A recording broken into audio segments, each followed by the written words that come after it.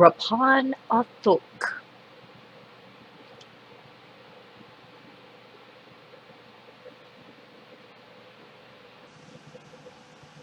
Okay, kids, this is an addendum after the fact. I just shot my show, and I'm checking on the interwebs to see if any stories maybe popped up at the last minute I missed.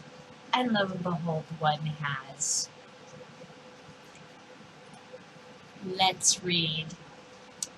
It says, State Watchdog Agency to investigate funding of campaign against marijuana legalization measure.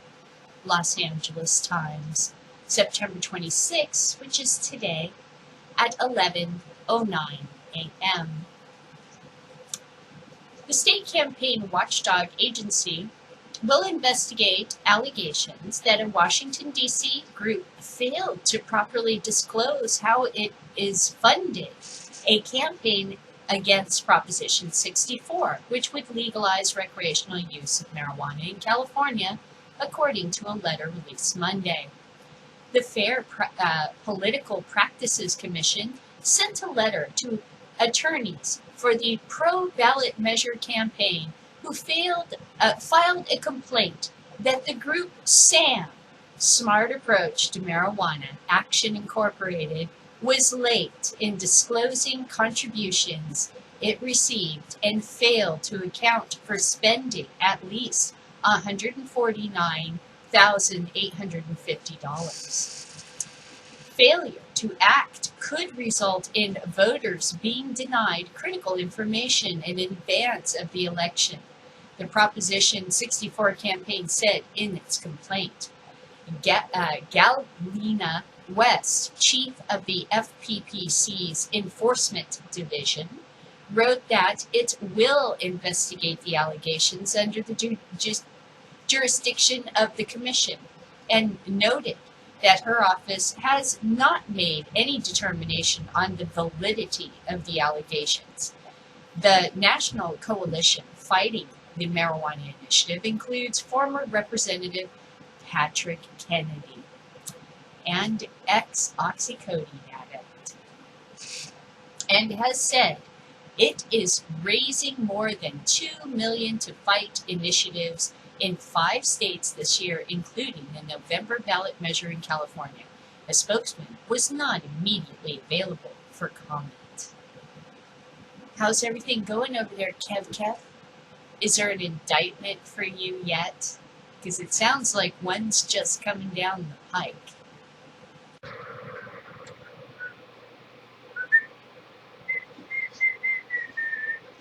Hello.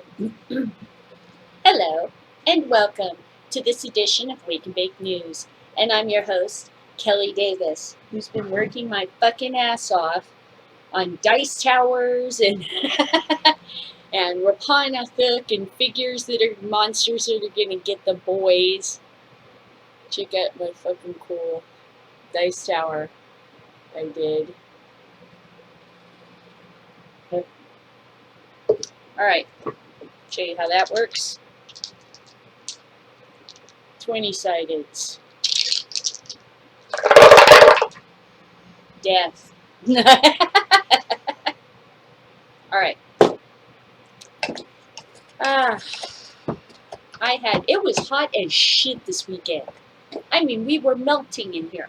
I got all the windows like blocked off with blankets, and I'm trying to keep the heat out of the house as long as I can, but by 4 o'clock this place will be an oven. It's already 11, and it must be 90 degrees outside. We're having Santa Ana winds and everything. Yesterday I was just in the house like I had a headache. My stomach was churning. I was just like, oh, this is horrible, So I'm hiding in a cave today.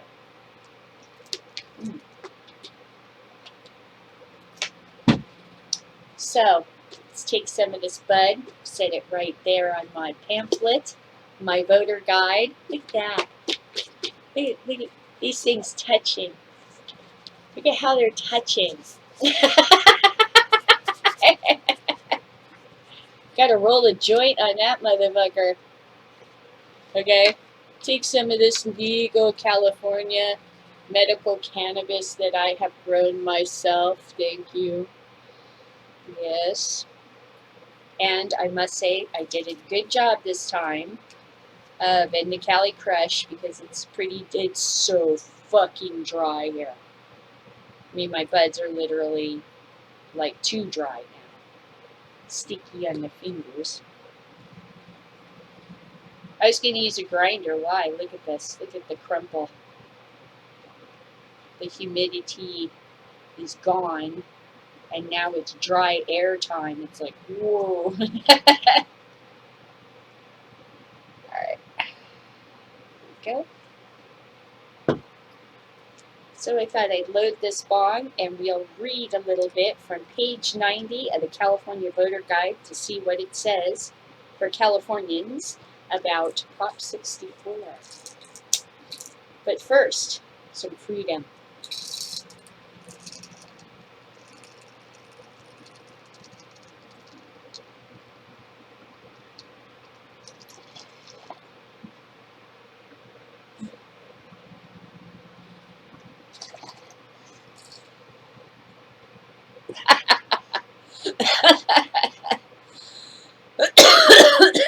Well, I'm going to have to do that in the game tomorrow.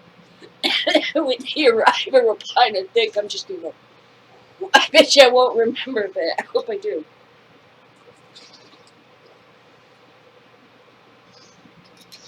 As this mist rises from the graves of Rapanathic. See, Rapanathic's just a great big graveyard. So there's going to be fun things they have to get through just to get to the fucking door. Knocking over my undead over here. Page. Need the reading glasses.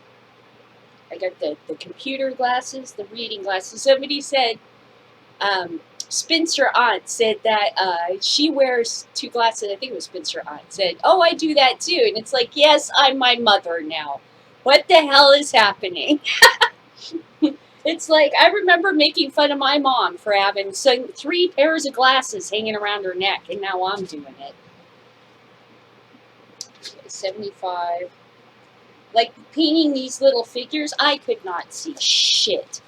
I'm serious. I have a magnifying glass, like, on this lamp, and that helps me see, like, really intricate work when I gotta do stuff. I can fucking see what the hell's going on, you know? But, I mean, I'm blind. Okay. It says here, Marijuana Legalization Initiative Statute, Proposition 64, official title and summary. Legalize marijuana under state law for use by adults 21 and older. Designate state agencies to license and regulate marijuana industries. Imposes state excise tax of 15% on retail sales of marijuana, and state cultivation tax on marijuana of 9.25, so $9.25 per ounce for flower, and $2.75 per ounce of leaf. Exempts medical marijuana from taxation. Thank you. Establishes packaging labels, advertising and marketing standards, and restrictions on marijuana products, the strongest in the country, from what I've heard, despite Dianne Feinstein's fantasy. Okay. Prohibits marketing. Okay. Allows local regulation and taxation of marijuana. Authorizes resentencing.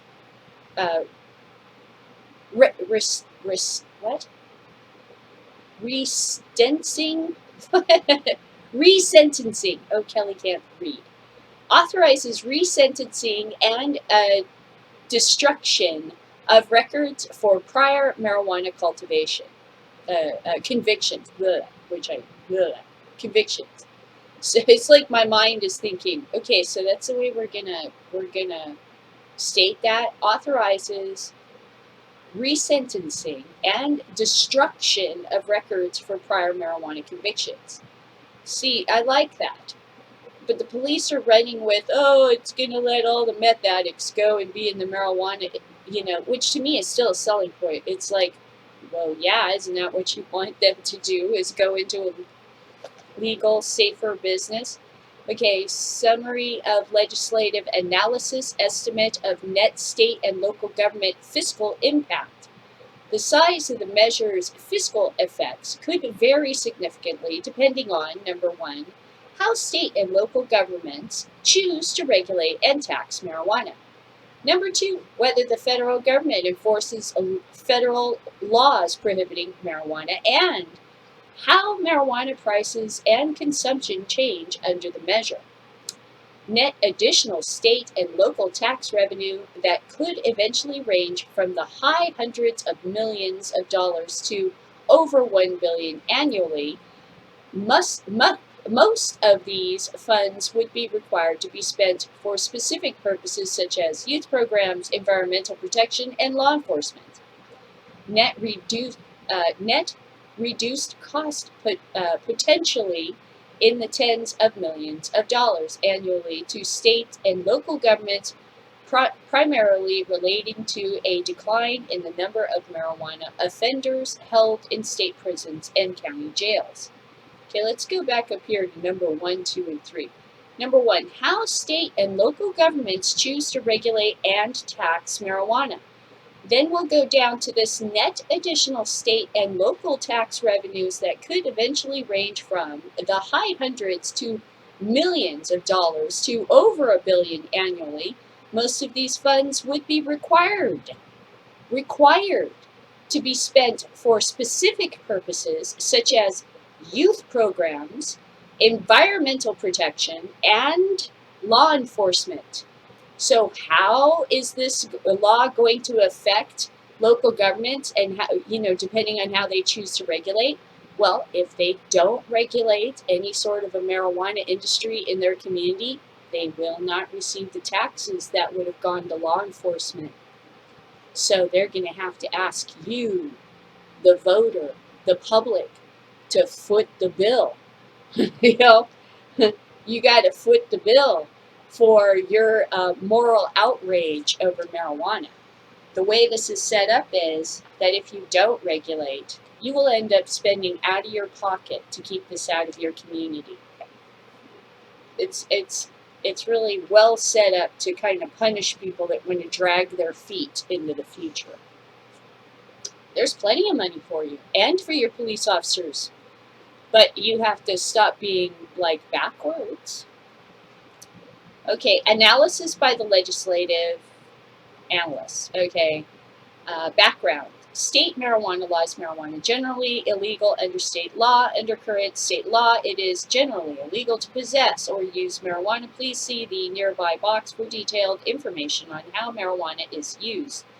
Penalties for marijuana-related activities vary depending on the offense.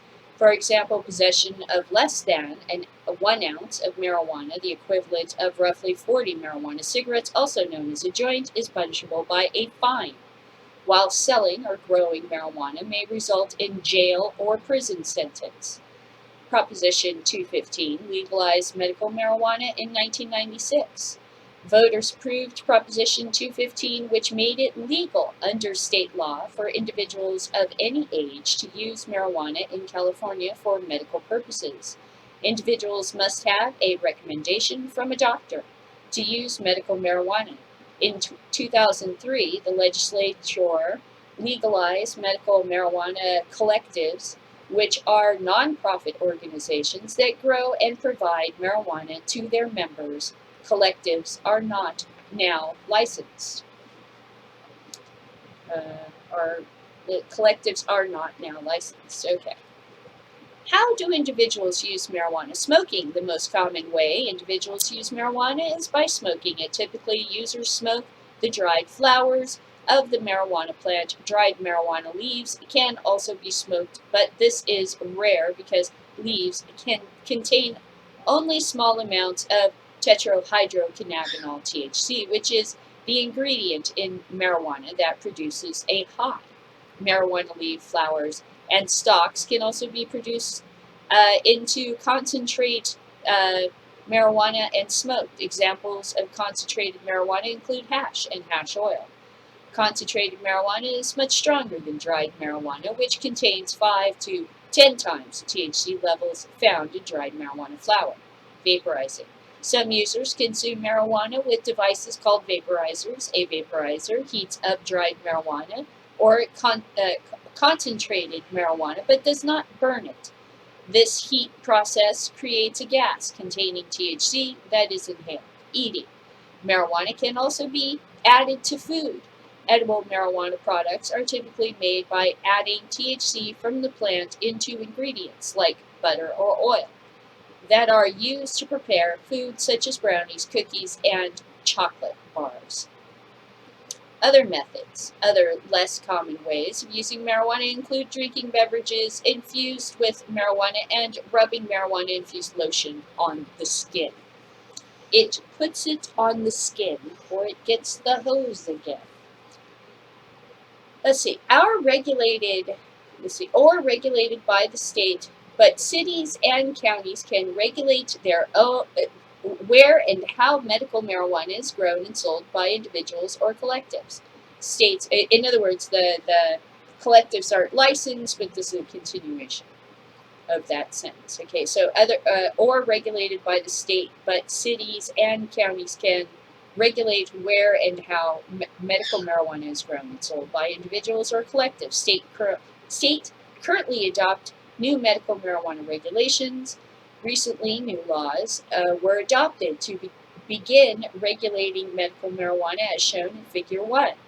A new Bureau of Medical Cannabis Regulations and other state agencies are responsible for this regulation. The new laws require the state to set standards for labeling, testing, and packaging medical marijuana products, and to develop a system to track such products from production to sale. Currently, these regulations are being developed by the different regulator agencies under the new law. Medical marijuana collectives must be closed within a few years and replaced by state licensed businesses. Local governments will continue to have the ability to regulate where and how medical marijuana businesses operate, and choose whether or not they're going to receive taxes.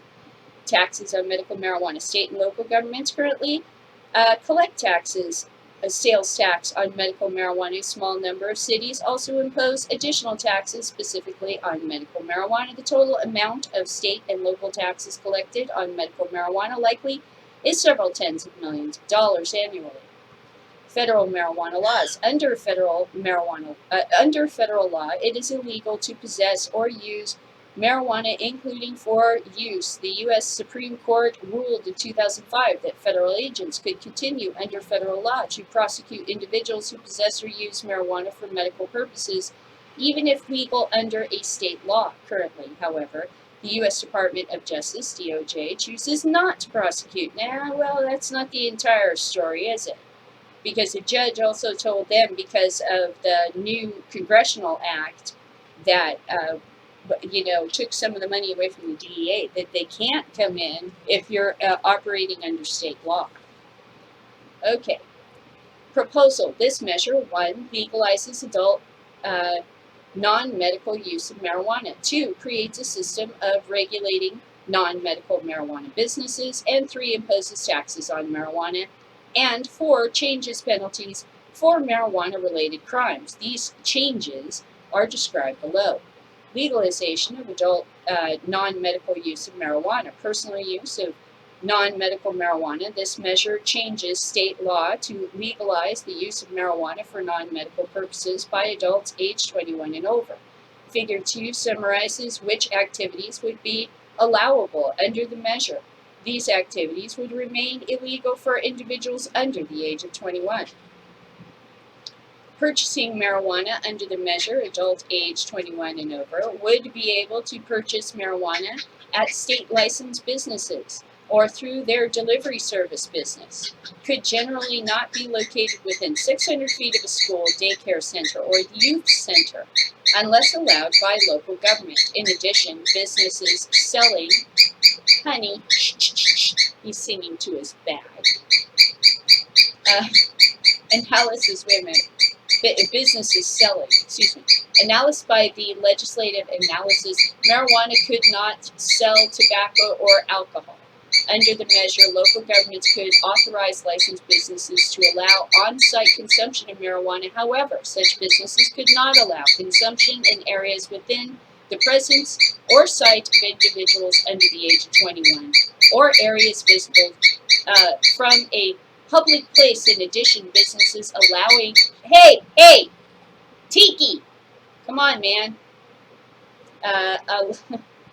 Allowing on-site marijuana consumption could not allow consumption of alcohol and tobacco. That sounds perfectly satisfactory to me. I want to smoke pot. I do not want to, we're over the alcohol. I mean, we have it. We took shots for my husband's birthday.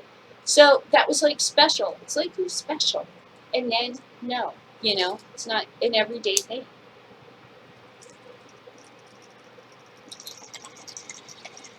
All I think of is all the bad things that can happen. I just go, diabetes and your prostate and your kidneys. No. Like, I like it. I like ice cream, but I don't need all that in my life.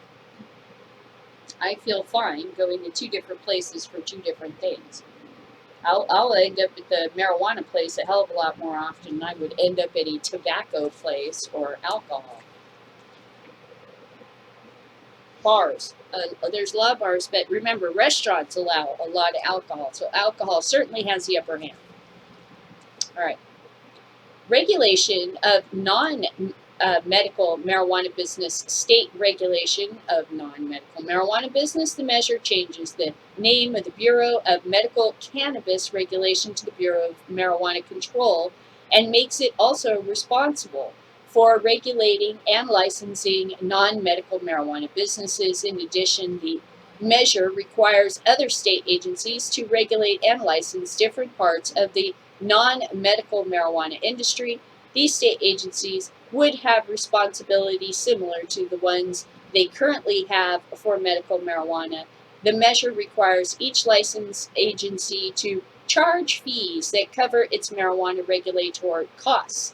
Under the measure, the system for tracking medical marijuana products that must be developed under current law would be expanded to include marijuana for non-medical use. The measure also creates the Marijuana Control Appeals Panel to hear appeals from individuals affected by the decision of the state's regulatory agencies.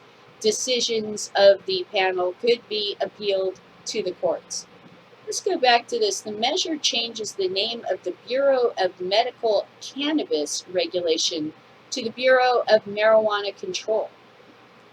Isn't that interesting? So are we dividing these things up by calling medical cannabis and recreational marijuana? Is that because here's what's going to happen.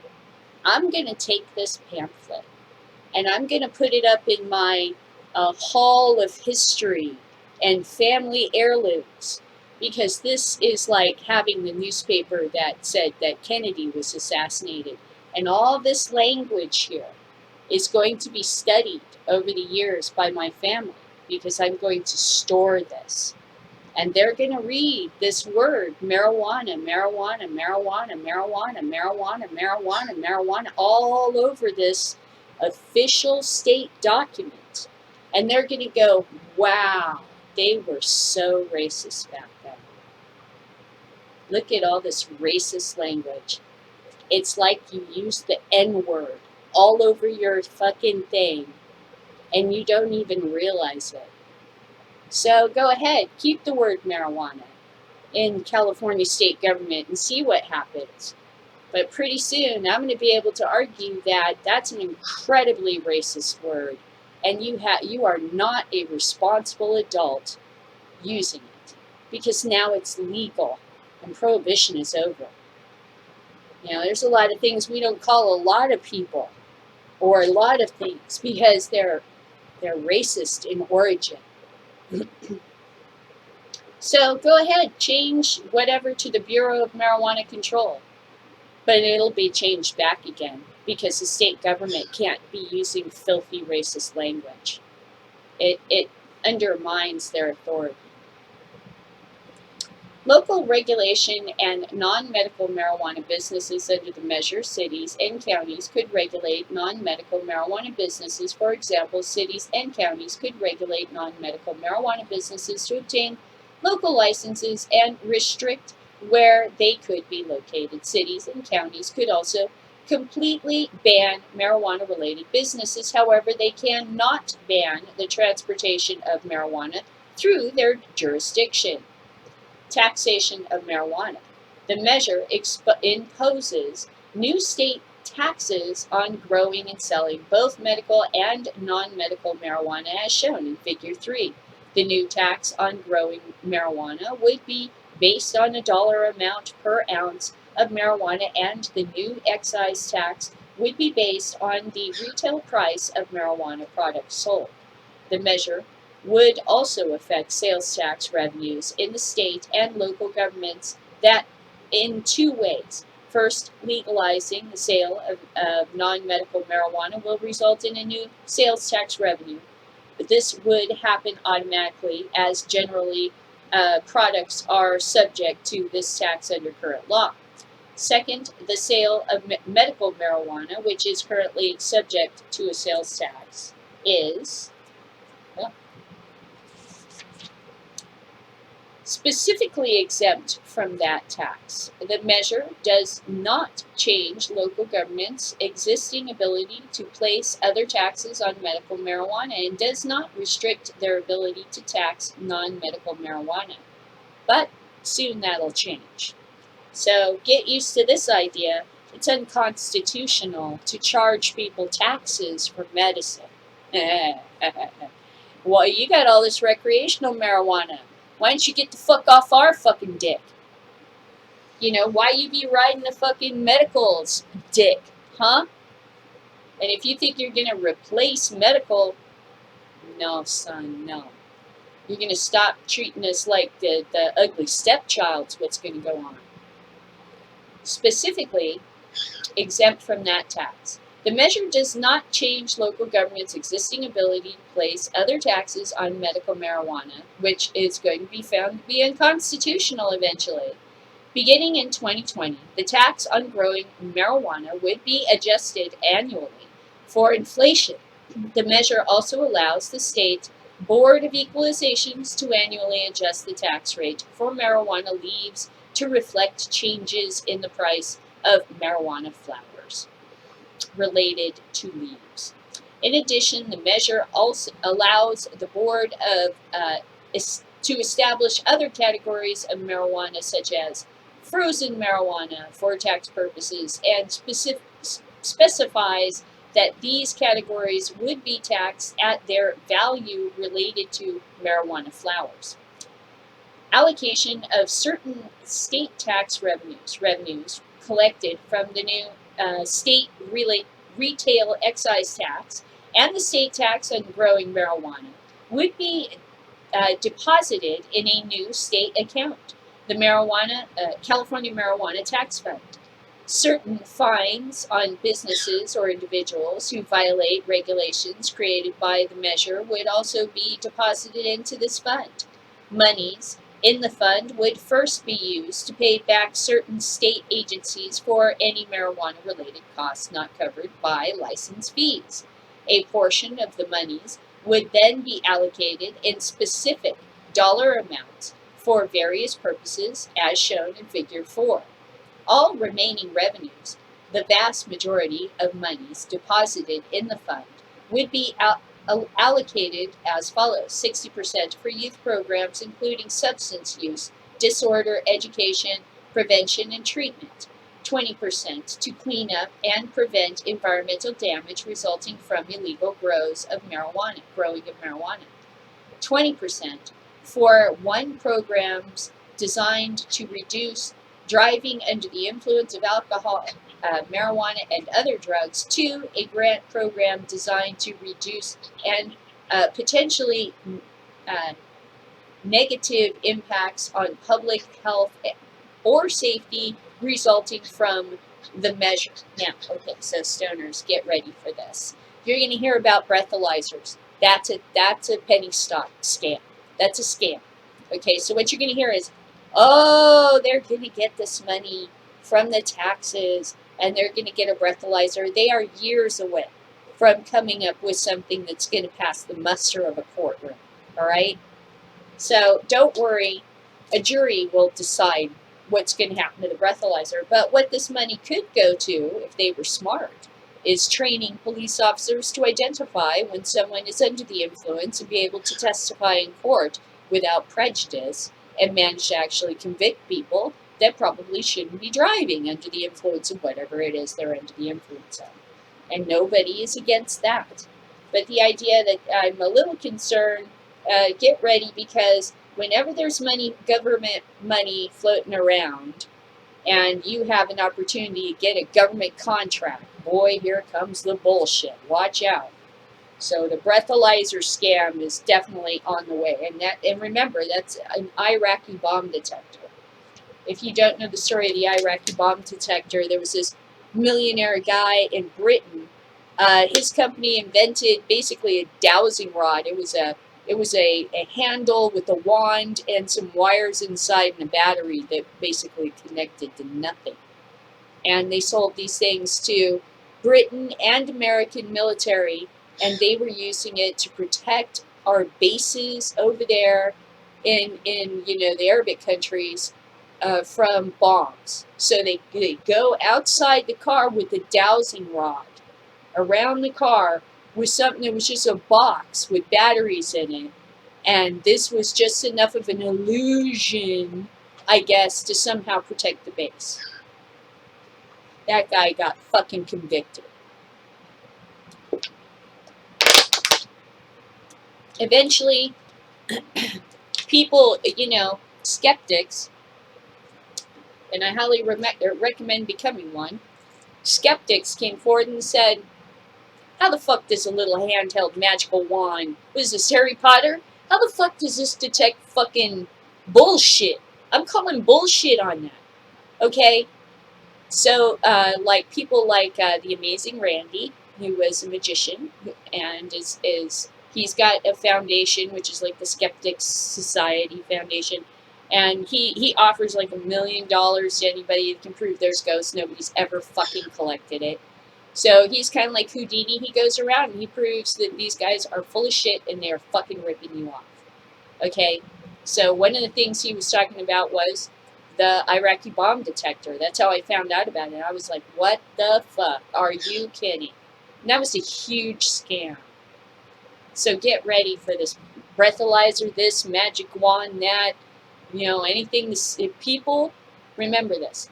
People will pay any price to make the pain stop, or what they perceive to be the pain or fear. They will pay any price. That's the suckers born every minute. You got them. When they're desperate, you got them. You can bleed them all day long. Smart approach to marijuana. That's what they do. They con people out of money. They took $2 million from some, trust that was supposed to fight marijuana in a different state, right? They didn't declare that money until much after the deadline. Probably because they're trying to fucking pocket it.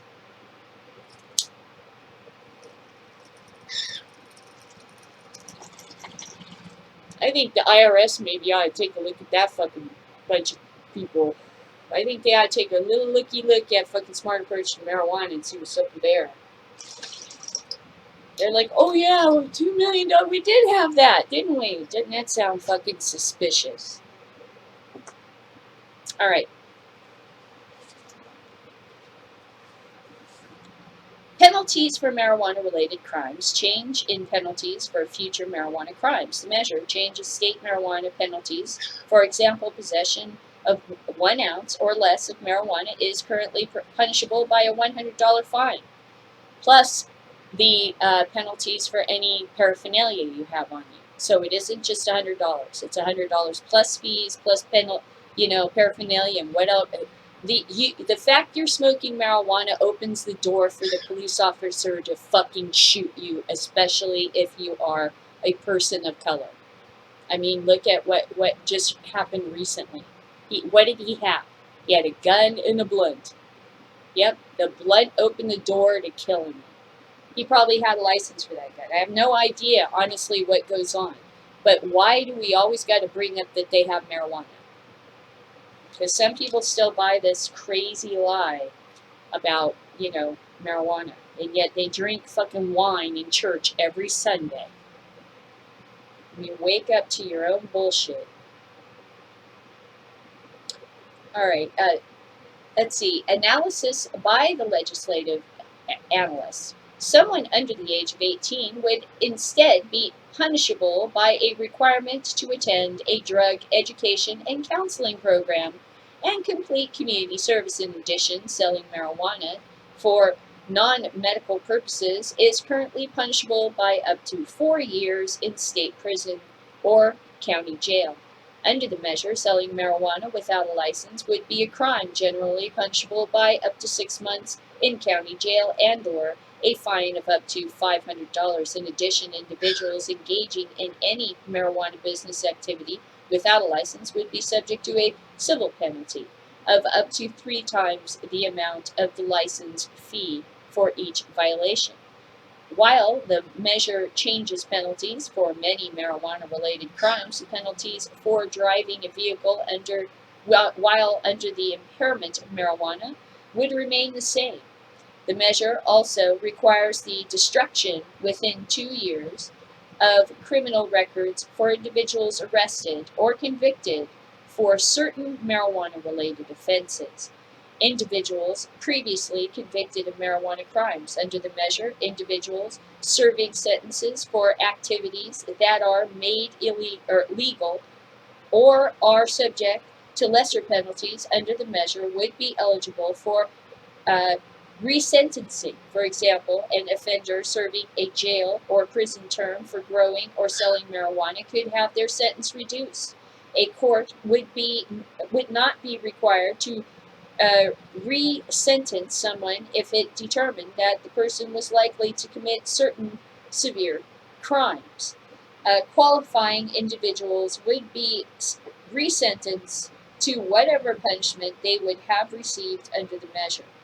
Resentenced individuals currently in jail or prison would be subject to community supervision, such as probation, for up to 1 year following their release.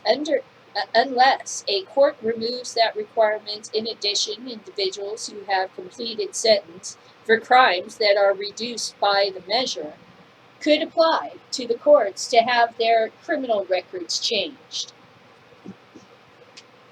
Fiscal effects. Fiscal effects subject to significant uncertainty. This measure would affect both costs and revenues for state and local governments. The size of these effects would vary significantly depending primarily on 3 key factors. First, it would depend on how state and local governments choose to regulate and tax marijuana. For example, if many cities and counties banned marijuana businesses, the amount of revenue from taxes on marijuana would be less than without such bans. Ting! Ting! Do you see my canines gleaming when I say that? You see, sweetheart, you can have local control, but it will cost you dearly. Dearly. You will cry a river of money. The fleecing will begin. Your moral outrage will cost you dearly. Enjoy. Enjoy that. Second, it would depend on whether the U.S. DOJ enforced federal laws prohibiting marijuana. For example, if the U.S. DOJ chooses to prosecute state-licensed marijuana businesses, hilarity would ensue.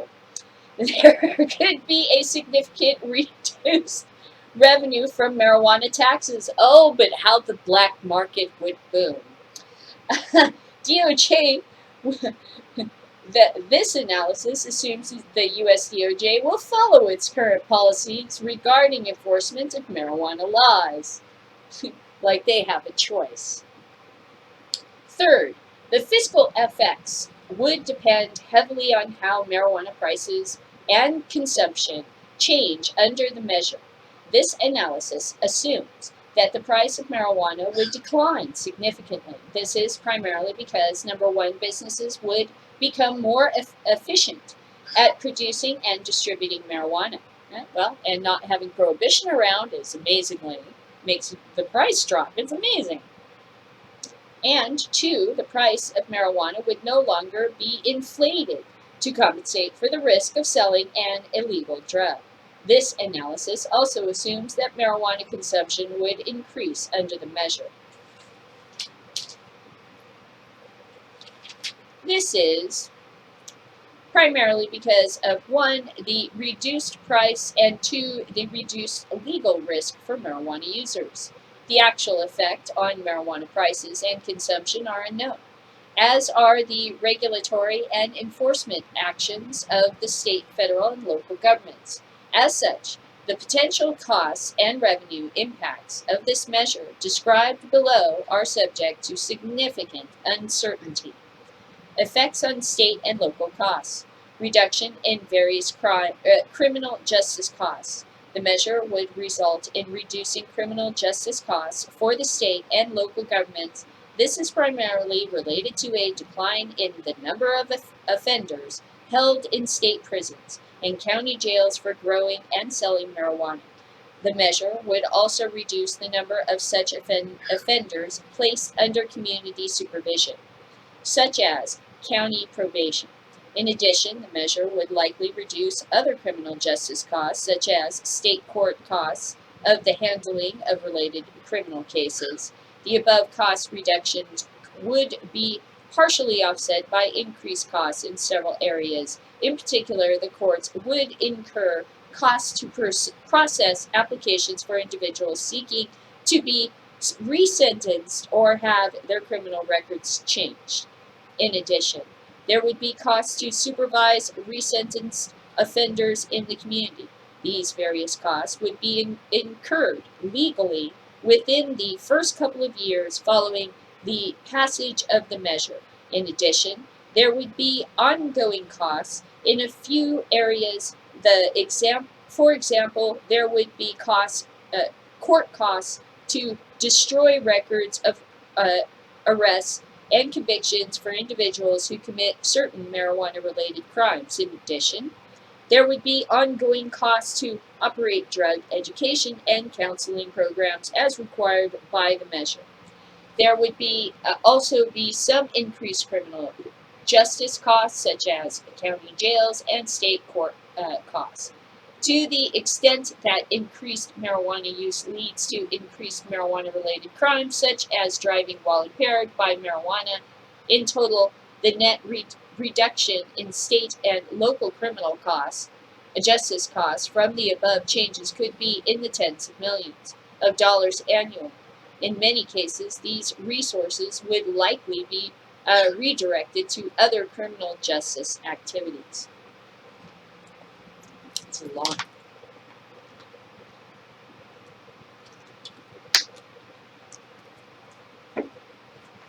Effects on state and local health programs. The measure could also have various fiscal effects on state and local health programs. As a result of increased marijuana use, for example, the measure could result in an increase in the number of individuals seeking publicly funded substance use treatment, and additional costs for such services could be partially or entirely offset by additional funding that would be available for substance use treatment under the measure. Although research on the health effects of marijuana use is limited, there is some evidence that smoking marijuana has harmful effects. For example, marijuana smoke is among a list of substances identified by the state to cause cancer. To the extent that an increase in marijuana use negatively affects users' health, it would increase somewhat state and local health program costs. Yeah, well, eventually they'll figure it out. Here's the deal. When you're paying taxes and you have a business, suddenly a lot of this negative press starts going the fuck away because the money walks in the room. Let's see. There would be some increased criminal justice costs, so the effects on state health programs. Okay, increased state regulatory costs. The measure would also result in costs for the state to regulate non-medical marijuana businesses. These costs would vary depending on how the state chooses to regulate marijuana, but could amount to several tens of millions of dollars annually. Eventually, these costs would likely be entirely offset by license fees and tax revenues.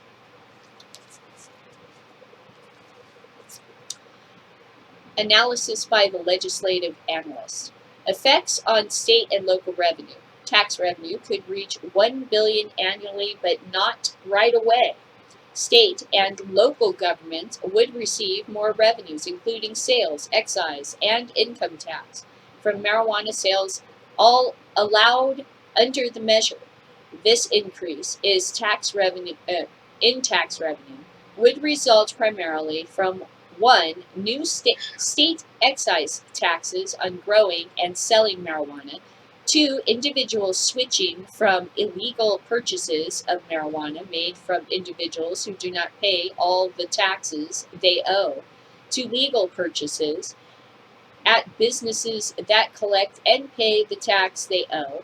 And three, an increase in consumption of marijuana. In addition, lower marijuana prices due to the measure may provide individuals using marijuana now with some savings.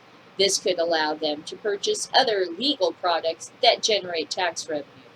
These revenue increases, however, would be partially offset by the loss of sales tax now collected on medical marijuana sales, as the measure exempts such purchases from these taxes. In total, our best estimate is that the state and local governments could eventually collect net additional revenues ranging from the high hundreds of millions of dollars to over $1 billion annually. And I thought it said that marijuana was already taxed, so you're receiving that. You just don't get to double tax it, is what this is saying. Like, oh, you poor things, you don't get to double dip. Oh, you poor little things. Let's see. This is because it will take a couple of years. Let's see, where did I leave off? Billions. However, the revenues are likely to be significantly lower in the first several years following the passage of the measure. This is because it will take a couple of years for the state to issue licenses to marijuana businesses. In addition, it will likely take time for newly licensed businesses to set up efficient production and distribution systems. Prices in legal market will likely fall as more legal businesses are licensed and as they become more efficient. As this occurs, more consumers will begin purchasing marijuana legally. It is unknown precisely how long this process will take, but it could be several years after the measure passes before revenues reach the range described above. As discussed earlier, the measure requires that most of these funds be spent on specific purposes. Additional local government revenues. This measure could result in additional revenues if local governments impose taxes on marijuana, which means regulate and not ban, you thick-headed idiots. Conservative dippery. Okay, the amount of additional revenues could vary significantly depending primarily on how many local governments impose marijuana taxes and at what rates. These revenues could easily amount to tens of millions of dollars annually. The potential impact on local economies in marijuana producing areas. Exports of marijuana currently contribute significantly to the economy in parts of Northern California, such as Humboldt, Mendocino, and Trinity counties. Precisely how this measure would affect these local economies is unknown. Lower marijuana prices and more opportunity for legal cultivation elsewhere could hurt the economy in these areas, reducing legal government tax revenues. If, however, local growers and businesses successfully marketed their marijuana products as premium goods, consumers might be willing to pay above average prices for them. For a piece of history, yeah. If that occurred, it could help offset some of the negative economic effects on those areas.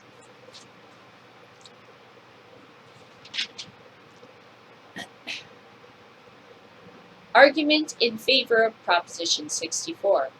Proposition 64 finally creates a safe, legal, and comprehensive system for adult use of marijuana while protecting our children. Marijuana is available nearly everywhere in California, but without any protections for children, without assurance of product safety, and without generating tax revenue for the state. Prop 64 controls, regulates, and taxes adult use of marijuana and ends California's criminalization of responsible adult use.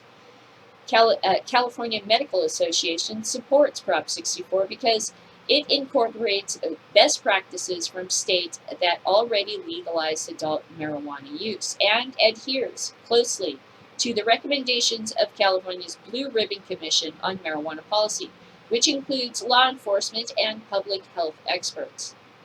How Prop 64 works under this law: adults 21 plus will be allowed to possess small amounts of non-medical marijuana and to grow small amounts at home for personal use. Sale of non-medical marijuana will be legal only at highly regulated licensed marijuana businesses, and only adults 21 plus will be permitted to enter. Bars will not sell marijuana, nor will liquor stores or grocery stores. Child protections.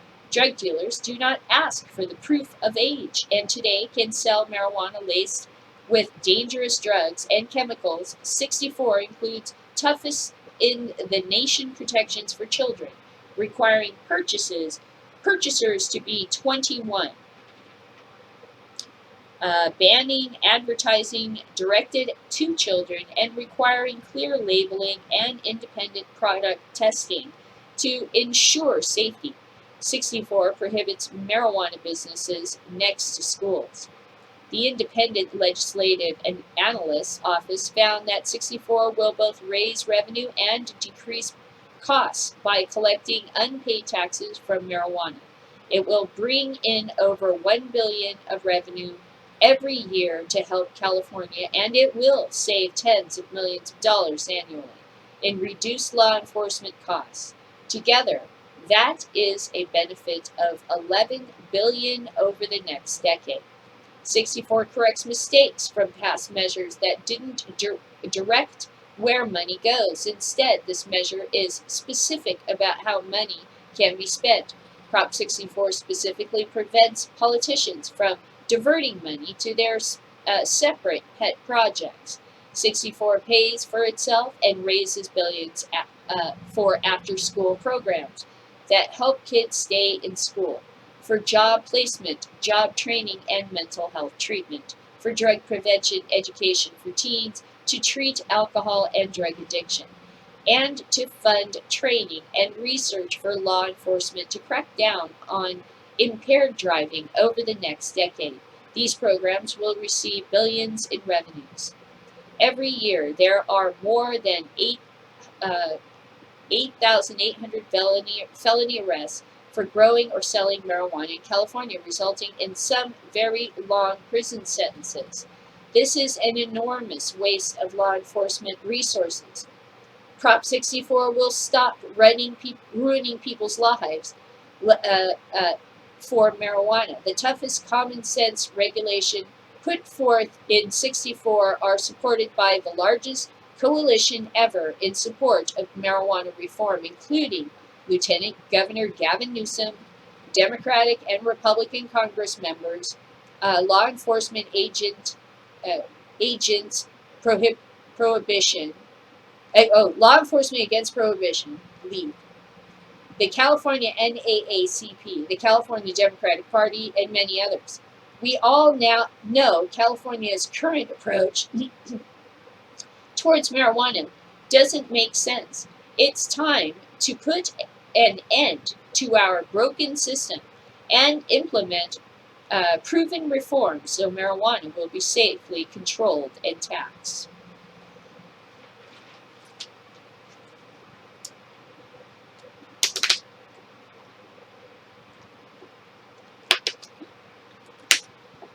We're not done. Now here's the hilarious rebuttal, which I've already read online, and it's good. It's funny. Okay, proposition, this is rebuttal to argument in favor. Okay, so this is the against side. Proposition 64, in effect, could limit a 45-year ban on smoking ads on television, allowing marijuana ads airing to millions of children and teens viewers. These ads can appear during the Olympics, on The Voice, The Big Bang Theory, and hundreds of other programs popular with youth viewers. How much did those programs pay to get their name in there? That's advertising. I mean, I can't believe they use specific names. This is a different version of the first thing I read. Wow, really? What are you advertising for the Olympics, The Voice, or The Big Bang Theory? Wow. Boy, talk about product placement. Wow. By the way, if you're a stoner, you might enjoy. I mean, oh boy. Oh boy. This marijuana smoking ad, you just ran an ad, son, for 3 television programs in 1 paragraph, a half paragraph. You just ran an ad. What saved me from having to be, exposed to that? These marijuana smoking ads could be allowed on all broadcasting primetime shows. Okay, and approximately 95% of all broadcasting television programming, children could be exposed to ads promoting marijuana gummy candies and brownies. And we know all about their whole thing with the marijuana gummies, huh? Huh, Kevy Kev? Huh, Kevin? Huh, smart approach to marijuana. I wonder what rock they're hiding under today. The same products blame for a spike in emergency room visits in Colorado. Bullshit. We ban tobacco television ads because studies show it encourages kids to start smoking. Marijuana smoking ads on TV should have been banned. They are banned. Okay, they're federally banned, and since broadcasters have to get their okay and their licensing from the fucking federal government, that means that if they ever ran any marijuana ads, their license would be immediately yanked, correct? So what the fuck are these crazy people talking? I love how now we've gone into 3 paragraphs of I'm just gonna make shit up and advertise 3 television shows. Very interesting. We banned tobacco television ads. Marijuana smoking ads should have been banned. Okay. But the proponents didn't want to restrict the enormous profits they plan to make, estimated in the billions, and like tobacco money, the corporate monopolies spawned by Proposition 64 can use that money for contributions to politicians to ensure we can never undo the damage Prop 64 will do. In other words, you'll have more money to put into political campaigns than, say, oxycodone. And that really scares the shit out of oxycodone. This is great. I love this. Keep talking there, smarty pants. Sharon Levy, MD, FAAP, Chair, the American Academy of Pediatric Committee on Substance Abuse, warns it took several generations, millions of lives, and billions of dollars to establish the harms of tobacco use on health. Even though these harms are overwhelming, we should not consider marijuana innocent until proven guilty. Given what we already know about the harms to adolescents after recent reforms, not one single person remains in California's prisons solely for simple marijuana possession. What Proposition 64 is really about is exposing our children to the harms in order to make billions. Join us in voting no on Proposition 64. Yes, that's what all the stoners want to do. They want to get your kids high. That's what they're after. Crazy! Crazy talk. More arguments against Proposition 64. There are 5 huge flaws in Proposition 64 that directly affect you and the people you care about. Flaw number 1, doubling of highway fatalities. An AAA Foundation for the Highway Safety reports that deaths in marijuana-related car crashes, which has been proven to be not good science, because I'm going to say this right now before you finish, that how can you say you don't have a test for marijuana impairment and then tell me all these car crashes were caused because of marijuana impairment? How did you test for that when you tell me there isn't a test? Silly Billy. Flaw 2, allowing marijuana growing near schools and parks, which I just read to you. It said it doesn't. Flaw 3, will increase, not decrease, black market drug cartel activity. Now, didn't it just say that nobody knows exactly what's going to happen? Right? Not these guys, not necessarily our side. At least we tell you. They're just filled. It's a haunted house. Welcome to Halloween, boy. It's October. It's the witching season, and we're going through the house of scary. Here we go. I should wear a scary mask for this. They're going to have marijuana advertising on television. Okay. Flaw 4, could roll back the total prohibition of smoking ads on TV. Wow. Wow, the most crippled of all flippin' arguments. Flaw 5, Proposition 64, is an all-out assault on underprivileged neighborhoods already reeling from alcohol and drug addiction. Yes, and that's why the NAACP is on the side. Yes, this is why the NAACP is on the side of legalization, is because it's devastating their communities. Tell me more, white man. Speak for a whole community you don't belong to. Tell me more. Go ahead. Bishop Ron Allen, hey, we found one. 5 out of 10 doctors say, we found one. We got a bishop. Get him over here. He's one of Trump's over there. Huh. We got one. Bishop Ron Allen of the International Faith-Based Coalition, representing 5,000 inner-city churches, calls Proposition 64 an attack on his business of probably rehabilitating youth, I would think. Teens addicted to drugs. I bet that's a big business for the church. Yeah, I bet it is.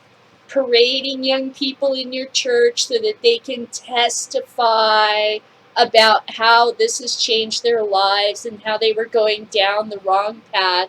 Basically, testimonials, advertising your business to save parents' kids, right, from basically bad parenting. All right, so Bishop Ron Allen, first red flag, the guy probably makes money off of this. Okay, and asks, why are there no limits on the number of pot shops that can be opened in poor neighborhoods? Because they may have black owners, and why would you limit that? Bishop? Whose side are you on again? I think I hear somebody calling you. Better get back to the house. I hear somebody calling you. Okay. We will now have a string of pot shops to go with the 2 liquor stores on every block. Yes. Why aren't you out there fighting that? Why are you here doing this? Because somebody paid you. Because the liquor stores are not a threat to your business. You know, the AAA or whatever, the, Alcoholics Anonymous, that's it. Alcoholics Anonymous is religious based, and there's no like evidence that it actually helps you. I'm not saying it doesn't. I'm saying there's no like scientific study says, yep, AA really helps. Got to remember, some of these guys have been running scams to save you from reality for a really long time. Remember, people will pay any price to make the pain stop. Even if it's the pain that's happening to their children, they pay any price to any devil, to any liar. So when you hear people say, it's a money grab, it's an attack on minorities, go, what do you do for a living? How does your church tie in? Follow the money. Don't you get donations? I bet you do works in your community to rehab teens, don't you? Or you're connected to some group that does this, that's receiving funds for this, aren't you? And if we actually solved this problem, that would mean you'd be out of a job.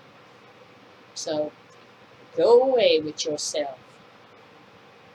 How come he's not speaking with the NAACP over here? See what I mean? It's like, we got one! We got a bishop over here! Let's get him out here! That's one. That's one for us. Token. Right there. If the proponent's rebuttal below doesn't answer these 5 questions, then the only reasonable decision is to vote no. Why is there no DUI standard in your initiative to let our CHP officers get drug-impaired drivers off the road? It is not sufficient to simply commission a study. Because you need a study in order to be able to come up with the parameters under which you're going to write those laws. We don't just come up with them and pull them out of our asshole magically. Like, I'm going to make something up, That's why. Because that's not how the responsible government works, dumb fuck. That's how people that make haunted houses with spooky, scary skeletons and stuff. Ooh, they're coming to get you, those marijuana smokers. Look out. Oh my goodness.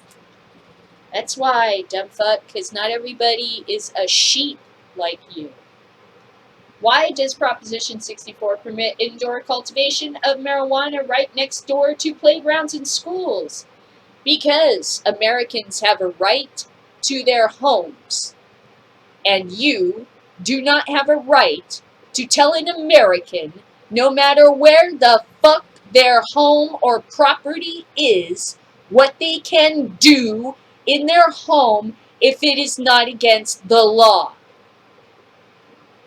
By the way, what kind of fascist are you to even suggest such a thing?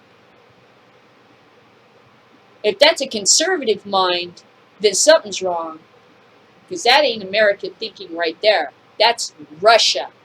That's some fascist fucking communist. I want up in your business. What are you doing in your home? Hey, big brother, back up. You ain't got no business telling me what I do, no matter how close I am to a school. This is my house. My house. And I still have fucking rights. Who the hell do you think you are? Coming up in my home trying to tell me what to do. Fucking witch trial right here. You better get the fuck up out of my face with why does it let what do next door to what? Because this is my fucking home. King Castle right here. As an American, I still have rights. What is this? What, are the British going to break down my fucking door, take over my house, and turn it into a garrison next? Fuck you if that's what you think America is. You better get the fuck up out of my house. You ain't got no business telling me what the fuck to do or think up in here. At all. Bitch. Not unless you're invited. What are you, a vampire? Fuck you.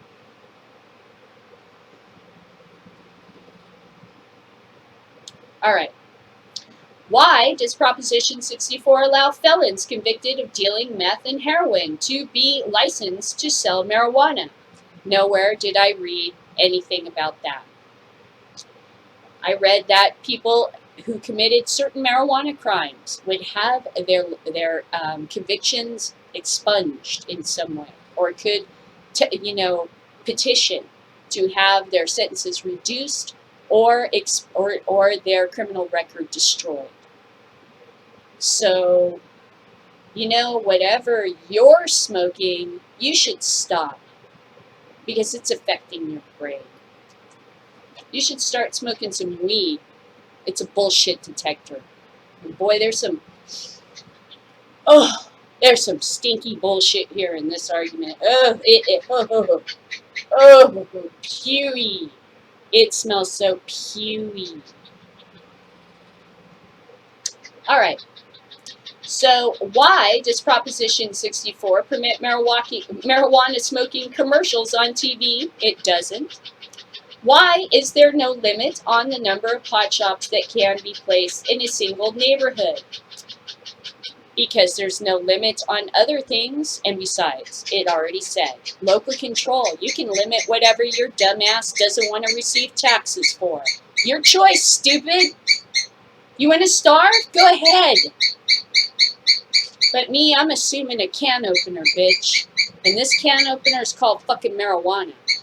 And watch it open these cans. And then we're going to feast. And you're going to stand there crying. We can't hire police officers. Nobody wants to serve in our community because we don't have tax money to pay for that. We have to ask for sales tax. Go the fuck away. Okay. Rebuttal to argument against Proposition 64. Look at all the facts. Look at the facts. No scare tactics from groups that always oppose marijuana reform. Hey. Some evidence has shown states with legalized marijuana have less youth marijuana use. Prop 64 contains the nation's strictest child protections, warning labels, child-resistant packaging, and advertising restrictions, and it requires keeping marijuana out of the public view away from children. Nothing in 64 makes it legal to show marijuana ads on TV. Federal law prohibits it, and anyone with a brain in their head knows that. That pretty much, to me right there, that makes the opposition, what are you even talking about? Are you high? Are you high? You're talking like you're not. You should maybe lay off the booze over there, man, and the caffeine. I don't know, because this, I think, is affecting your brains. Nothing in 64 makes it legal to show marijuana ads on television. Federal law prohibits it. Hello? You got to get licensed by the federal government. If you show an ad, boom, there goes your license. You're pirate TV. Duh. You can't even show your tit by accident at the fucking Olympics or the Super Bowl. What is wrong with Dianne Feinstein? I think it's time for that old lady to retire. I think she's gone kooky on us. She's gone kooky. It has not been definitively proven that impaired driving has increased in those states with legalized marijuana, and crash risk hasn't increased. Colorado Department of Public Safety and National Highway Traffic Safety Administration both confirms this. Now, some of these lies, like I said, this comes from a group called the Rocky Mountain Drug Task Force, which got their butts majorly kicked in Colorado when legalization, took place. So they, what their tactic was, they started sending out little minions to go across to different states, and they would go up to groups of people and they go, you know what? Everything's just gone wrong in Colorado. They're not telling you the truth. Oh my God. And they pay these guys to show up and tell these lies, to tell people what they want to hear. They don't want to hear that things are going great. They want something to tell their constituents to keep their bullshit laws going over there, man. So Rocky Mountain Task Force had these guys go in and fucking, moonlighting.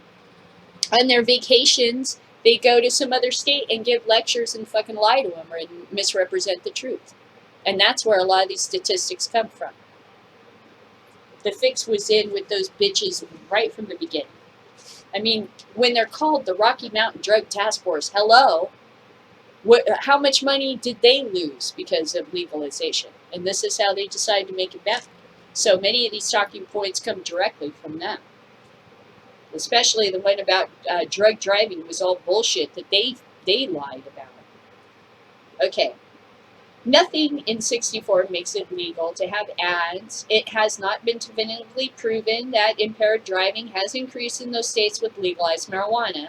64 invests hundreds of millions of dollars into equipment and law enforcement training to crack down on unsafe driving, and not bullshit breathalyzers. Catch a fucking clue. All you scam artist bitches, I don't care if you're a college professor at some college that gets a grant. I will stomp your nuts if you come to fuck around me with an Iraqi bomb detector. I will shove it up your fucking ass. You will need a fucking x-ray to find out where it has lodged itself. I am not kidding you. You come here with bullshit, and we will fucking jury nullify that shit into non-exist the fuck inst. You know what I mean? Don't pull your fucking bullshit scam around here, bitch. I'll hurt you. Tar and feather your ass. And run you out on a rail. Fucking carpetbagging piece of shit. You just see some government money and you're like sniffing around for it, aren't you? With some lying bullshit fucking snake oil salesman show. Get the hell out of here. You better get the fuck up out of here is what I got to say. We're going to train these officers to correctly do their jobs and not depend on half-ass bullshit wands like Harry Potter. Think in their mouth, it's magic. It tells you, you don't have to think. No. We're going to train you to think. You're going to be better than ever before. Everything's going to be fine. Don't listen to these lying fucking bitches. Don't fall for their fucking bullshit game. They're crying their money's being taken away, or they're like, ooh, government money. Ooh, to detect fucking the drug driving. I want some of that. I'm going to come up with a magic wand that fucking is bullshit. Is made out of cow turds. And I'm going to sell it to the government, and they're just stupid enough to buy it because nobody researches fucking anything. How stupid do you have to be to buy a wand and never fucking open a device to find out there's nothing in it? How dumb does the government fucking have to be? Seriously. Why are you in charge? Okay. 64 makes the protection of public health and safety the number one priority of the regulators that determine who qualifies for a marijuana business license. 64 preserves local control. So you cities like Ventura that want to be idiots, you can be idiots. We are all going to enjoy laughing at you and watching you pay out the ass for being an idiot and not wanting to regulate and take responsibility. Up to you, son. Why are you hitting yourself? Why are you hitting yourself? Seriously, how stupid can you be? It's up to you. You want this tax money? You want help with your police departments? You want the public to be on your side? You better think. You better think. What you trying to do to me? Yeah, bitch. You better think about it. Because people can get real fucking unfriendly with everything that you ever want in the future. Real unfriendly. Because I'm a citizen too, and I vote for shit in this community. And I can vote against shit and just hurt you because you're making it unpleasant for me. I can make it unpleasant for your ass. Figure it out. And quick. So you can have your local control. Fucking enjoy it for all it does you. 64 preserves local control. 64 bills on consumer protection signed by the governor and independent legislative analysis office says 64 will raise revenues and decrease costs. Bipartisan lawmakers support 64 because it's based on best practices of states that have safely legalized. I don't use marijuana, and I don't want my 17-year-old son to either. I'm voting yes on 64 because it's clear it will protect children much better than what we have now, says Maria Alexander, Los Angeles mother. Yeah, see, so the other side's like, we got one! We got a mom on our side. 60% of the public in 2 statewide polls is for this. That is 2/3. Only 36% is against it. Thanks, Mom, but, you know, it's okay. You don't have to be one of those that goes, oh, I'm for it. You know, it's okay. We don't need that. We're well on our way here. All right, that took forever to fucking read, didn't it? It was like the longest shit ever. Oh, my God. But it was important to read every last drop of it for history, yo, okay? So now, the sled. It's the toboggan ride.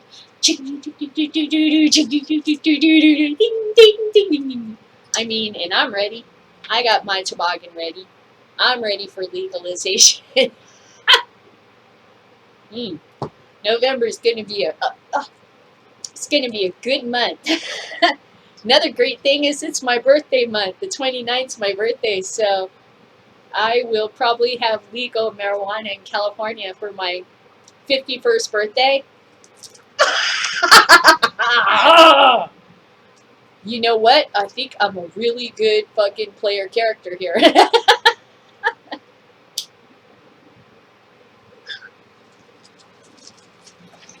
If I was like a character in D&D, I'd be a good one, man. I fucking defeated some dragons and shit, or helped to, you know? I fucking withstood some trials and went through Prohibition, fought against an unjust government. Fucking, that's all like an adventure in Dungeons and Dragons. Lost friends along the way.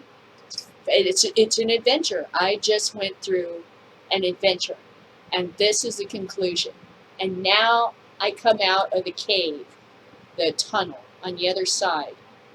And I'm a little, you can guess what it's going to be like, but you really don't know. And that's part of the fun too, is, oh boy, new terrain, new laws, new reality. That's like, whoa!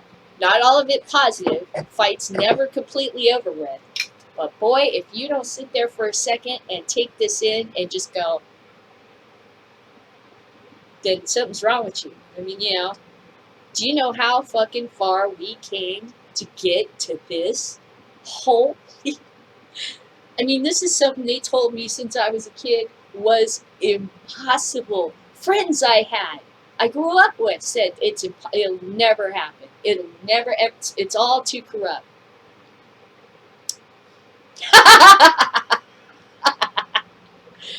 Boy, and this is when you think, I wish I could time travel. Wow.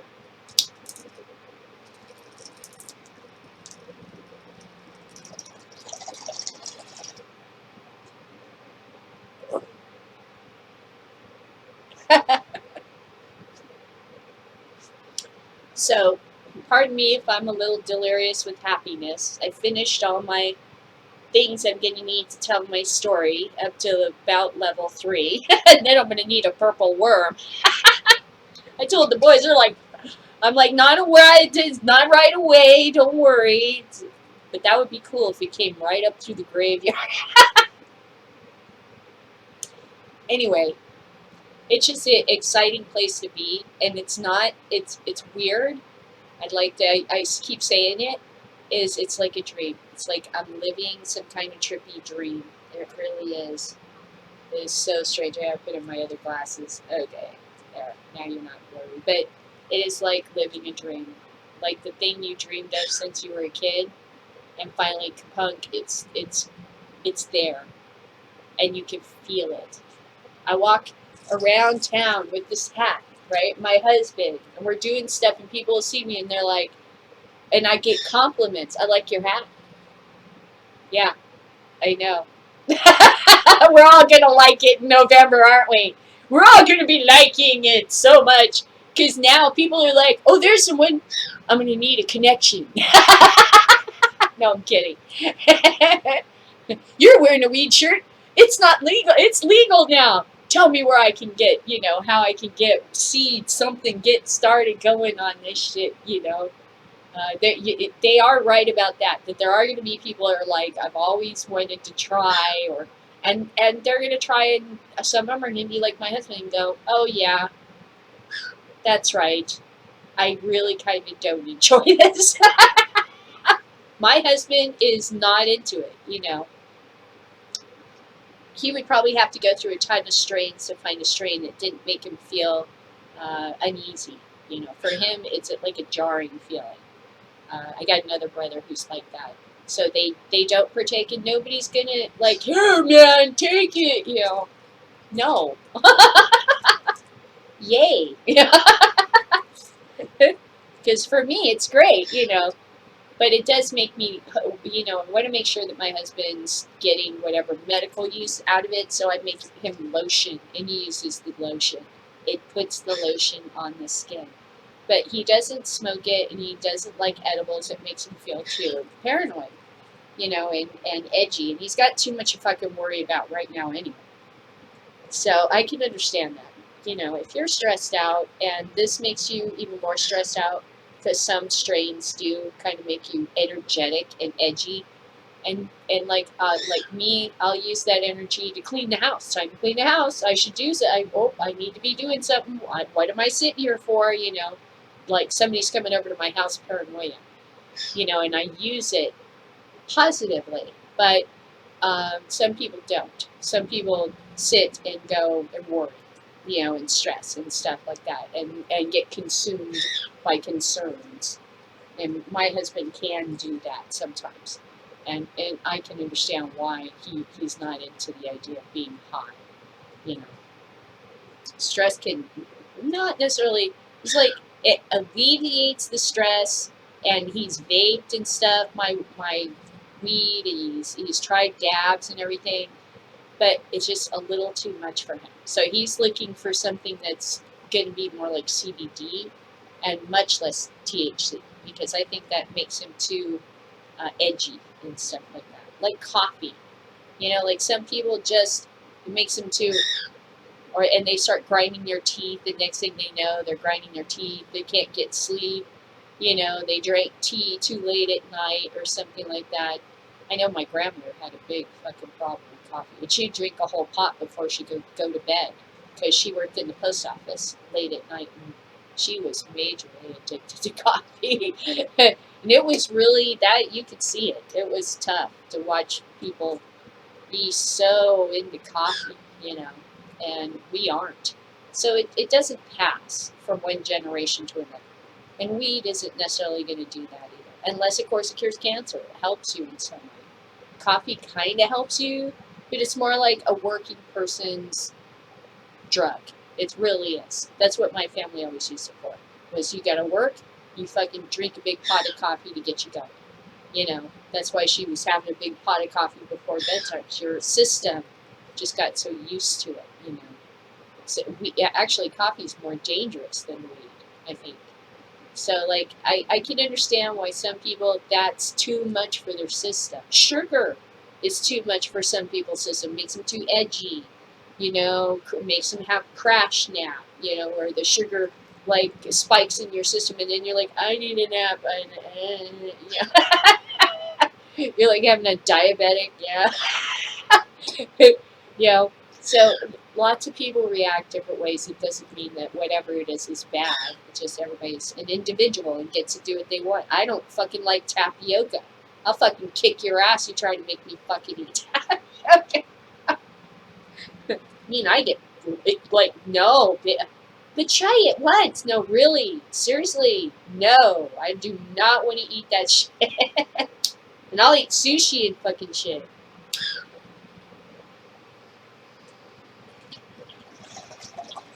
Now, for me, it's really like bananas and avocados. I can't handle, and I love bananas and avocados, but I can't handle them. My system just gets immediately diuretic if I eat that shit. Like within like a half an hour, I'm in the toilet, you know.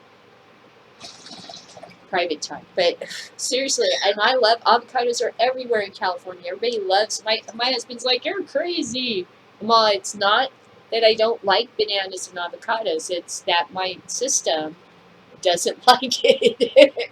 It says no. No. And I'm like, oh, okay, man, I'm sorry. How dare I?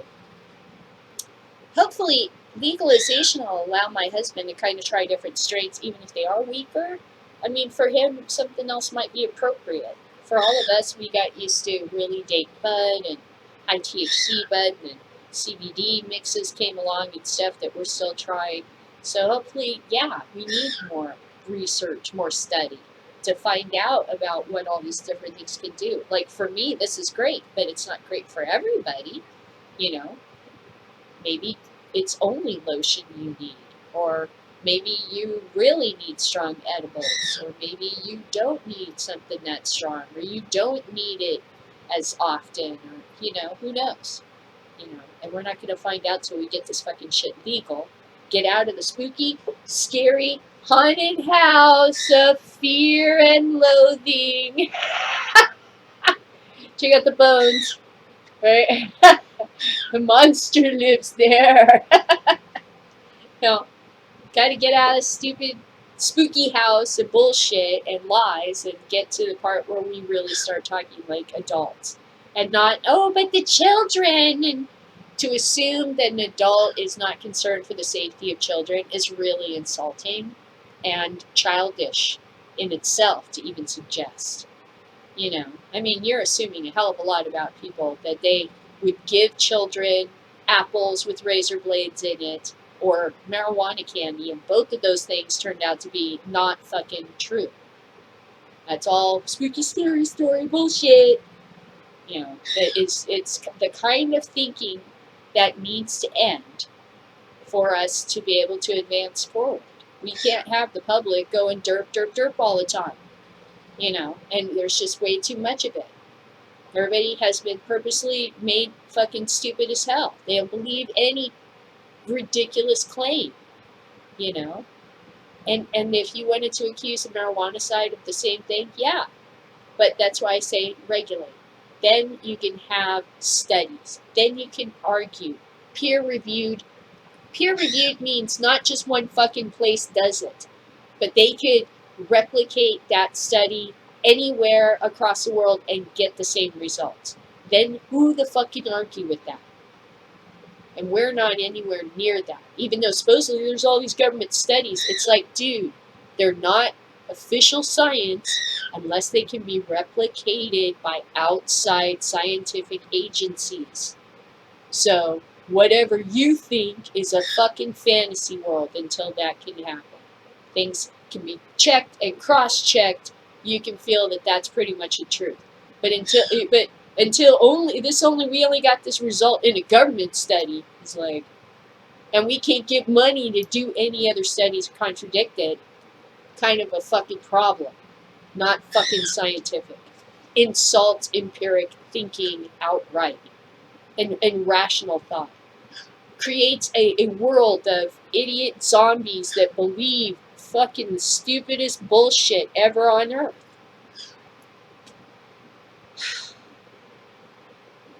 You know, it's tiring to have to deal with this dirt. It starts to make you wonder why the fuck you don't take advantage of these idiots just like everybody fucking else does, and like Donald Trump does, and just fleece them for money. Why not? They're stupid enough to take it in the ass. You try desperately to help them, and they actually get angry and fight back.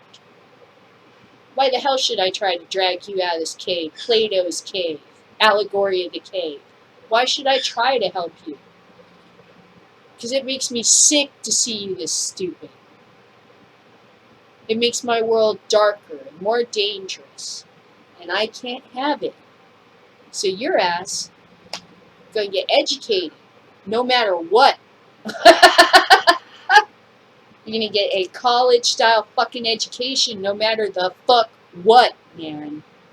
Get ready to have all of your ideals fucking challenged. All of these barriers are going to fall. Get used to everything being questioned. Get used to you finding out maybe you were on the wrong side of something. P.S. I fought the law and I won. I fought the law and I won. Maybe you think the shit can't be done, but I fought the law and I won. Recognize. This is a weapon. Rational thought is a weapon.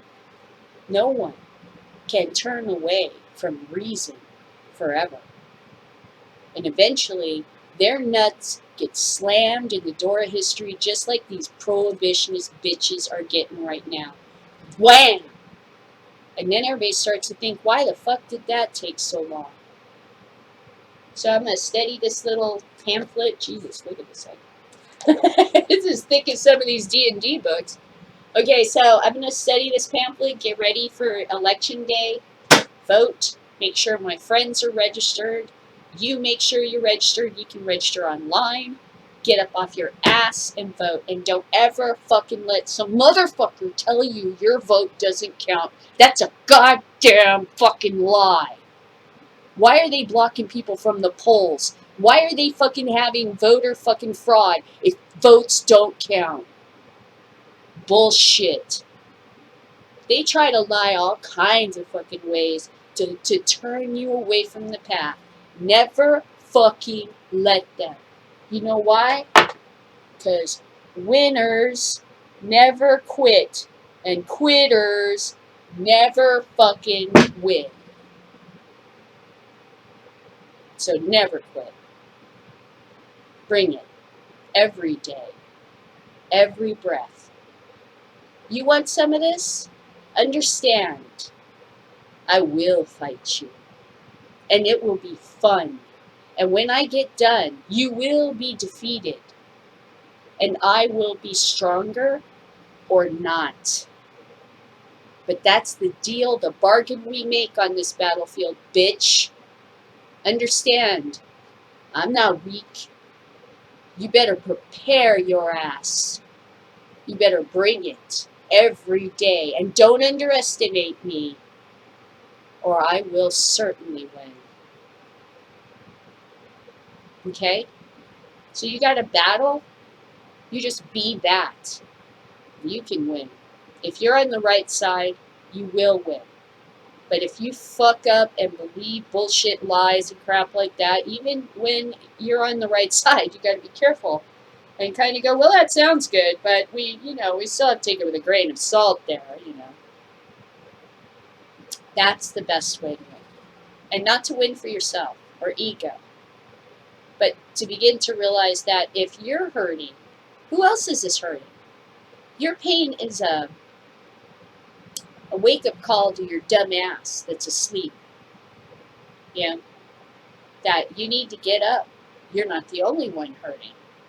If it's hurting you in your little, comfortable life, your white privileged life, then you got to start asking yourself, who else is this hurting? Who is defenseless? Who doesn't have the means to protect themselves? Doesn't have the community to back them up? Whose reputation's already tarnished, being tarnished. See? If it's hurting you, that means you need to snap out of whatever dream the fuck you're in and figure this shit out. And it ain't just about you. So talking about how something is going to hurt your bottom line or your pocketbook is not going to be appropriate or effective as a weapon. That's a self-defeat. No matter what it costs you personally, you have to do what's right for everyone in order to win. The minute you a selfish motherfucker, you're nothing worse or better than a prohibitionist. You're just looking out for number one. And that's a losing proposition. right from the get-go. You've already made an enemy of everyone. You'll always have to be defending yourself and always have to be watching your back. Why in the fuck would you make so much work for yourself right off the bat? Why would Kevin Sabat take on this job unless he was getting his pockets all fat with cash? Because it just doesn't make sense. I worked with teachers. They love kids, but they are rational enough to see that they're in a very difficult position, and any rational person would ask, why the hell do you do this job? How does it pay? You're sacrificing so much. Is it worth it? So Kevin Sabat is not a teacher, does not work directly with children, but he's protecting them. He's protecting them. Yeah. Never seen that. I bet you never seen that man work on playground, work with a child. He looks like a fucking pedophile. No offense. It's just my opinion. But he looks like a creep. Like somebody, if he came on my playground, I'd be like, is that a parent? Can someone tell me who that is? Hello, how are you, sir? And how can I help you today? Why are you here? And who are you? What's with the hair? Greasy all like that. Dude, you barely fit into that suit. You look pretend and plastic and contrived right from the moment I look at you. If you came on my playground, I'd be up in your face. I'd be figuring you were here to hand out Bibles. No, please. You can do it here on the sidewalk, but not directly in front of the school, and you can't block the drive. Peace be with you. You get handled, son, because you're a fucking carpetbagger, and I can see it a mile away on your ass. Why does he even engage? Because he's getting paid. This is not about his passion. He's got everything to gain from this. He spent a whole bunch of money that wasn't his. Clue number one. Clue number one.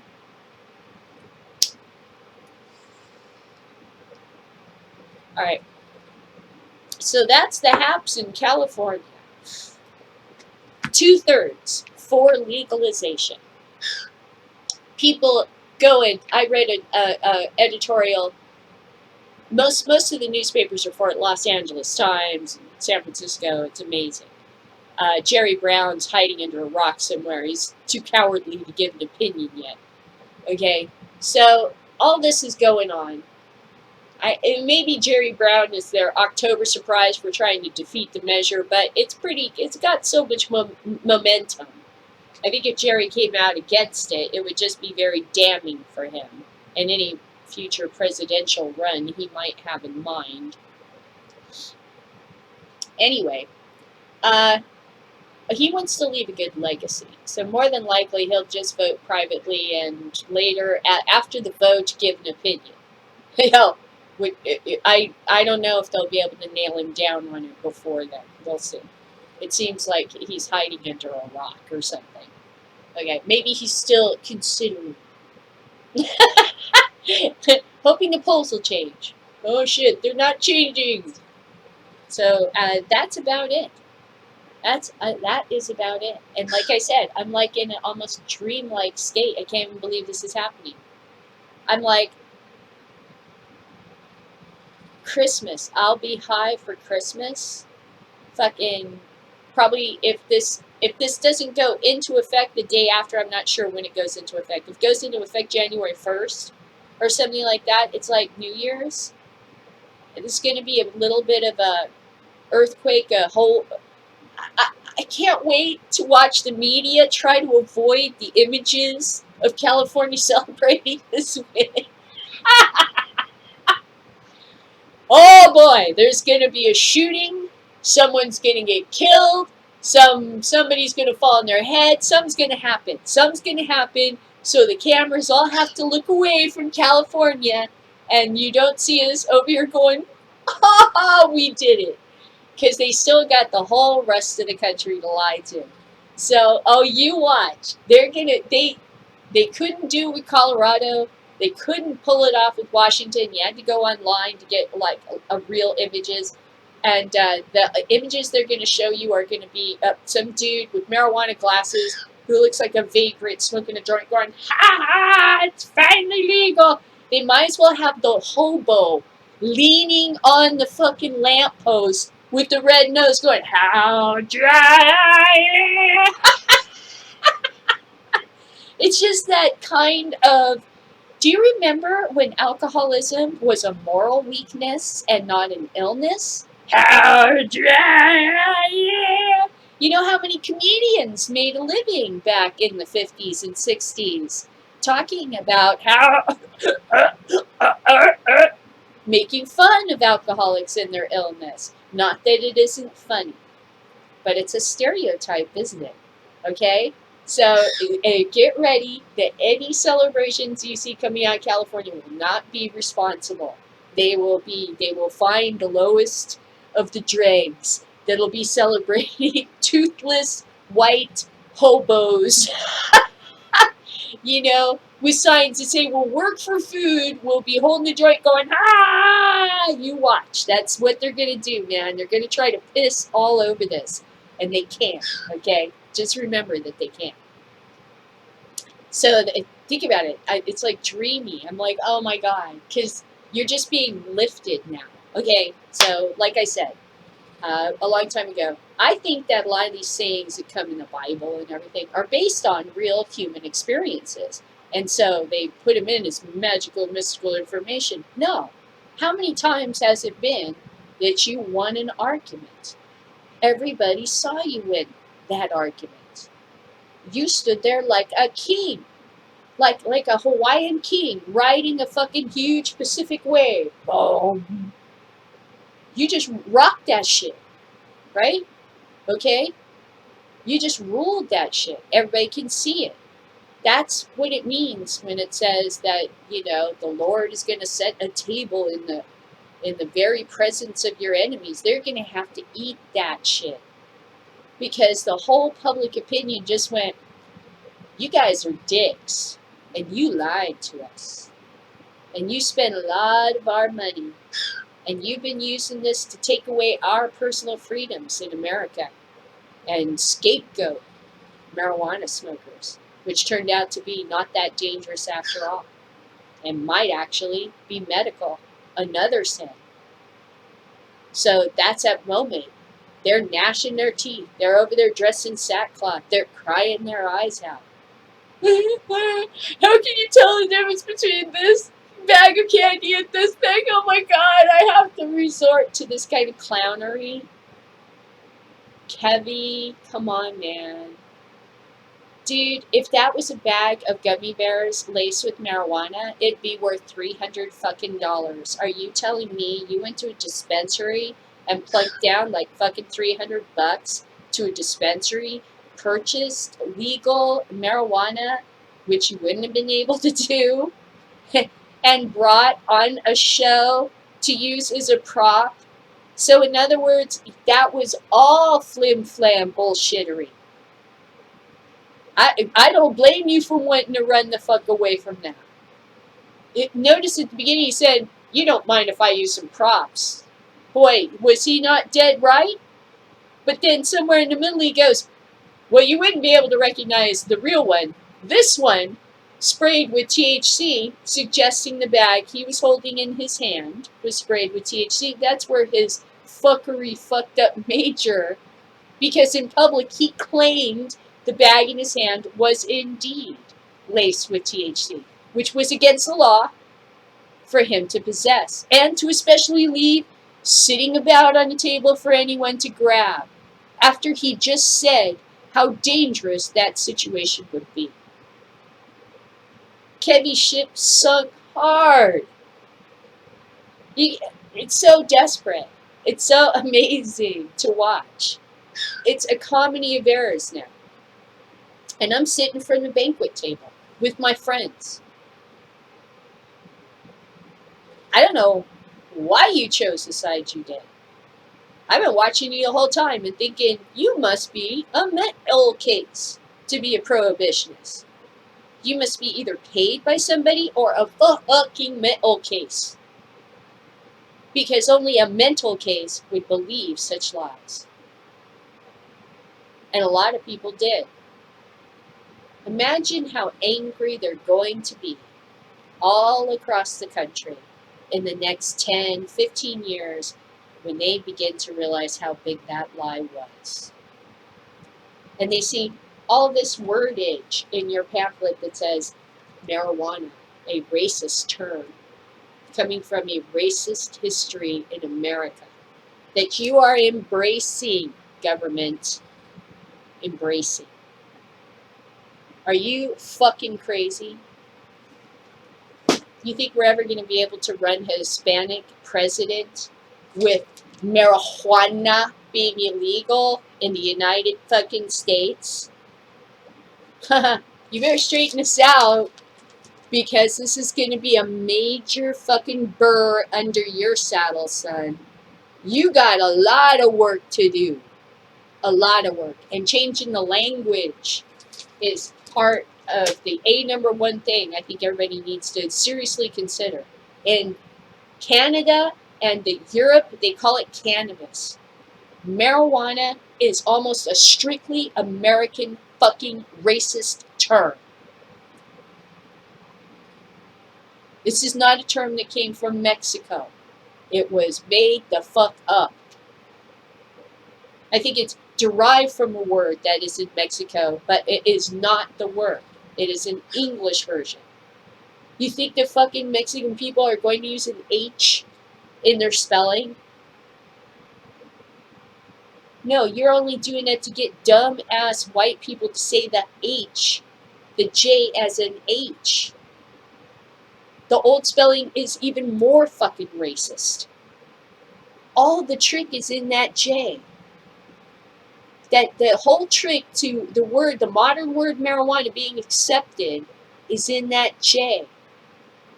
Because when the H is there, you realize this word was never created to be catered towards Hispanic people.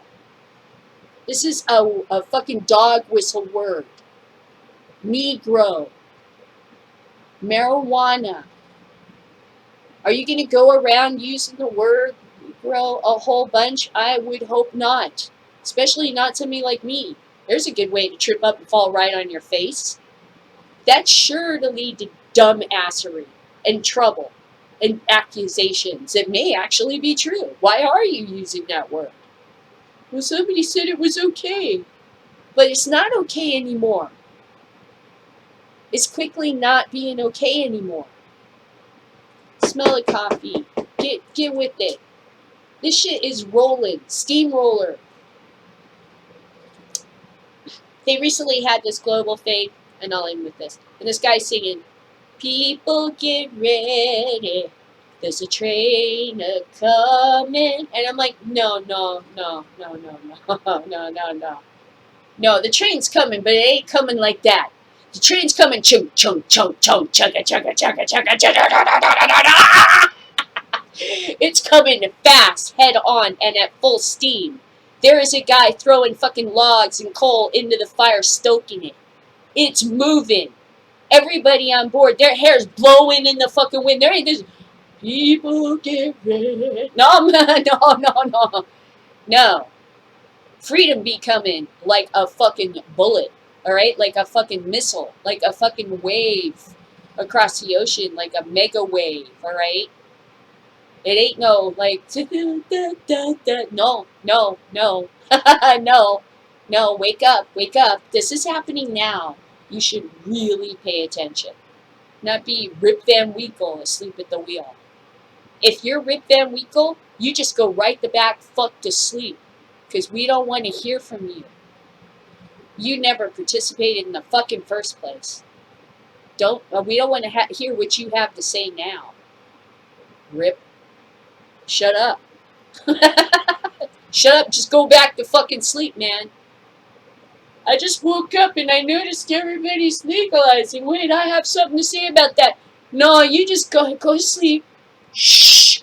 Just go to sleep. Bam. Just go the fuck back to sleep. It's okay, we got this. We don't need you commenting on it at the end when you decide to pay attention. Thanks. But we don't need your input. You need to be paying attention all the time, not just around election season, dipwad. So if you're Rip Van Winkle and you're just waking up to this, go to fuck back to sleep.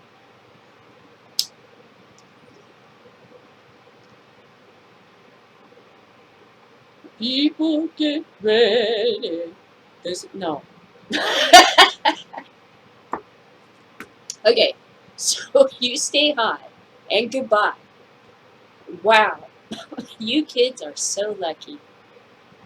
There are so many things that you're not going to have to deal with now. And so many things you're going to have to deal with that we never even dreamed of. At least we got this shit out of the way.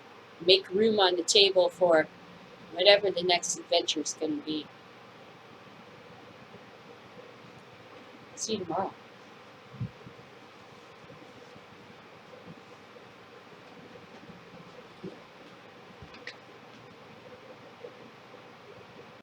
I can change it, never leave it, come again. Choo, let's take a look, I must have run up on the main.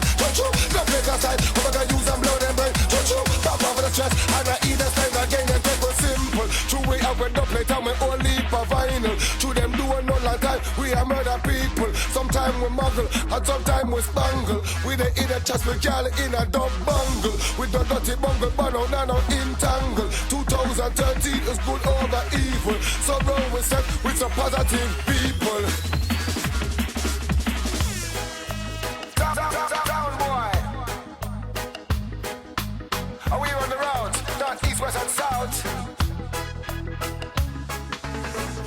We don't know such a never leave your DJ Bonnot thing. Dig it down, dig it down, dig it down, dig it down, dig it down. Pop off for the stress, and I eat this thing again. Sound boy, oh, we are trying.